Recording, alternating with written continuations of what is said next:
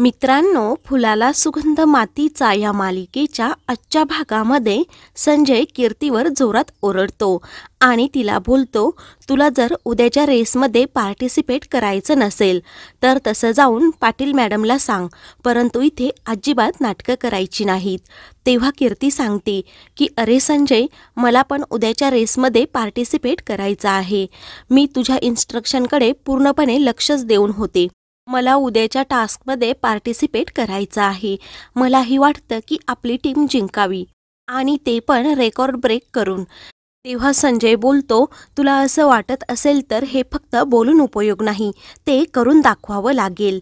आणि मी इथे मरमर करून सर्वांना शिकवतोय आणि सर्वजण मन लावून ऐकतायत, परंतु तू बाजूला जाऊन तिथे नाटकं करत बसलीस.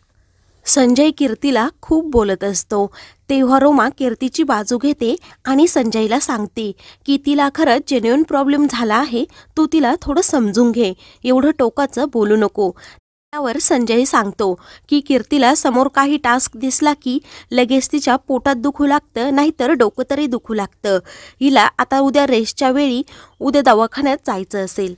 सर्व टीम मेंबर संजयला समजावतात आणि कीर्तीचा प्रॉब्लेम समजून घे, आपण सर्व टीम मेंबर आहोत असं बोलतात. परंतु संजयचा कीर्तीवर अजिबात विश्वास नसतो. तो त्याच्या टीम मेंबरला सांगतो की कीर्तीला एखादा टास्क दिला तरी आपण हरू शकतो. असं बोलून तो कीर्तीला बोलतो की तू उद्या पाटील सरांना चॅलेंज दिलं आहे, ते कसं कंप्लीट करणार? उद्या आमच्या टीमलाही तू तोंडावर पाडू नको म्हणजे झालं. असं कीर्तीला काही पण बोलत असतो, परंतु कीर्तीला हे सहन होत नाही. तिला खूप वाईट वाटतं. तेव्हा कीर्ती संजयला समजावते, मी आत्ता तुमच्याप्रमाणे परफॉर्म करत नसेल, परंतु मी माझे 100% नक्की देणार आणि आपल्या टीमसाठी नक्कीच प्रयत्न करणार. मी कोणतीही कारणं कधीही देत नाही. माझं IPS ऑफिसर होणं हे माझ्यासाठी खूप महत्त्वाचं आहे, हे तुला समजणार नाही. संजय कीर्तीला बोलतो, आता तू जे काही बोलली ते तुला परफॉर्म करून दाखवावं लागेल. म्हणून तो सर्व टीम मेंबरला सांगतो की आता आपण ग्राउंडवर जाऊ आणि प्रॅक्टिस सुरू करू. दुसरीकडे सोनाली काम करत असते. बाळ पण शेजारी असतं. ते खूप रडत असतं. तेवढ्यातच कमला मावशी बाहेर येतात. ही बाळाला शांत करण्याचा प्रयत्न करत असतात, कारण बाळ खूप रडत असतं. सोनाली ते पाहते. तिला खूप वाईट वाटतं. तिला वाटतं की माझी मुलगी असून मी शांत करू शकत नाही. दोन्हीही बाळं खूप रडत असतात, परंतु सोनालीची इकडे आड तिकडे विहीर अशी अवस्था होते. त्यानंतर ती लगेच तिच्या मुलीकडे धाव घेते आणि कमला मावशींच्या हातातून त्या मुलीला घेते आणि गोड गोड बोलून तिला शांत करते.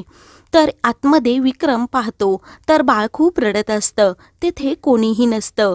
तेव्हा तो लगेच बाळाला घेतो आणि शांत करण्याचा प्रयत्न करत असतो. बाहेर सोनाली कमला मावशींना विचारते की गायत्री कुठे आहे. तर कमला मावशी आश्चर्याने सोनालीकडे पाहत असते की बाळ तिच्याकडे गेल्यावर लगेच शांत कसं झालं. तेव्हा सोनाली बोलते की गायत्रीला जरा हिच्याकडे लक्ष द्यायला सांगा. आणि ह्या मुलीला जेव्हा मी जवळ घेतलं तेव्हा तिला वाटलं असेल की मीच तिची आई आहे. तर इकडे विक्रम सोनालीला शोधत असतो की नक्की सोनाली कुठे गेली असेल. तेवढ्यात सोनाली आतमध्ये येते. ती पाहते तर बाळ विक्रमकडे असतं. ते खूप रडत असतं. सोनाली बोलते, आता याला झालं तरी काय? विक्रम तिच्यावर खूप रागवतो आणि तिला बोलतो, कान्हा इथे किती रडत होता आणि तू बाहेर का गेली होती? तेव्हा सोनाली सांगते की कमला मावशींची नात खूप रडत होती, मी तिला शांत करायला बाहेर गेले होते. आता माझ्याकडे बाळ द्या, मी त्याला सांभाळते. तेव्हा विक्रम तिच्याकडे कान्हाला देत नाही. तेव्हा ती खूप मागण्याचा प्रयत्न करत असते, परंतु विक्रम ऐकत नाही. तोच सोनालीला धमकी देतो की तू आत्ताच्या आत्ता घरातून बाहेर निघायचं. माझ्या बाळावर अजिबात तुझी सावली पडली नाही पाहिजे आणि त्याला जिजी अक्का येईपर्यंत एमली सांभाळेल. अजिबात हात पण लावायचा नाही. आत्ताच्या आत्ता घरातून निघ असं म्हणून तो सोनालीला घराबाहेर जायला सांगतो आणि तुझं सामान मी नंतर पाठवून देतो असं बोलतो आणि कान्हाला आतमध्ये घेऊन जातो. कान्हा खूप रडत असतो. ते सोनालीला पाहत नाही. ती पण खूप रडत असते. तिला खूप वाईट वाटत असतं. इकडे संजय त्याच्या टीमला सर्व सूचना देत असतो की उद्या कशा प्रकारे आपण सर्व टास्क कंप्लीट करायचा. तेव्हा तो सांगतो, रोपवेमध्ये एका बाजूने वर चढायचं आणि दुसऱ्या बाजूने खाली यायचं.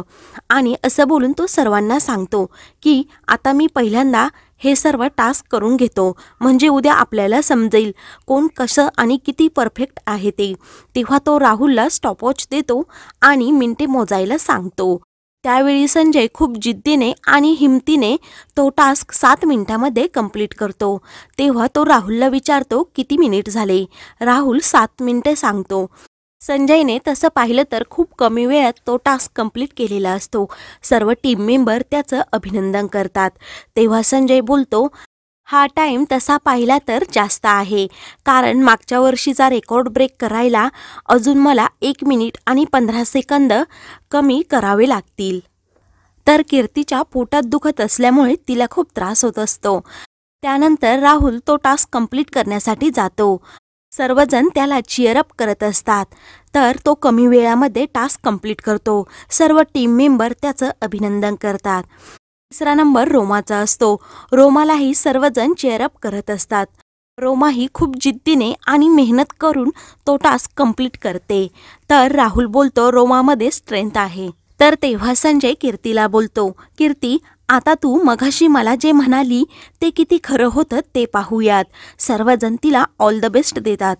त्यानंतर कीर्ती धावतच रोपवेकडे जाते आणि त्या रोपवेवर चालत असते. संजय कीर्तीवर ओरडत असतो की कीर्ती, पटापट आवर, आपल्याकडे एवढा टाईम नाही. तर रोमा तिला बॅलन्स सांभाळायला सांगत असते. तर राहुलही मोठ्याने कीर्तीला बोलत असतो की कीर्ती, तू हे नक्की करू शकते, तू घाबरू नकोस. कीर्ती ह्या टास्कमध्ये 100% देण्याचा प्रयत्न करत असते, परंतु तिच्या पोटात खूप दुखत असतं. सर्वजण कीर्तीला पटापट कर असं सांगत असतात आणि चेअरअप करत असतात. तेव्हा ती जड वजनाची गोण पाठीवर घेते आणि खांबावरून चालत असते. तिला पायाचा खूप त्रास होत असतो, परंतु ती जिद्दीनेच लढत असते. तर संजय इकडून तिला बोलत असतो की कीर्ती, तू फास्ट कर, कारण उद्या याच्यापेक्षा जास्त वजन तुला घ्यावं लागेल. कीर्ती जेव्हा खाली उडी टाकते तेव्हा तिला खूप त्रास होतो. तेव्हा ती जमिनीवर पुन्हा कोसळते. तर रोमा आणि राहुलला तिचं खूप वाईट वाटतं. तर संजय तिला तो टास्क कंप्लीटच करायला सांगतो. कीर्ती पुन्हा जिद्दीने उभी राहते आणि खांबांवरून उड्या मारते. त्यानंतर कीर्ती जड टायर उचलते आणि रोपजवळ येते. तिचा सर्वात लास्टचा टास्क कंप्लीट करायचा असतो. तेव्हा ती रोपवर चढण्याचा प्रयत्न करत असते, परंतु तिला खूप त्रास होत असतो. तेव्हा तिला अचानक चक्कर येते. कीर्ती खाली कोसळते आणि बेशुद्ध होते. ते पाहून सर्वांना खूप मोठा धक्का बसतो.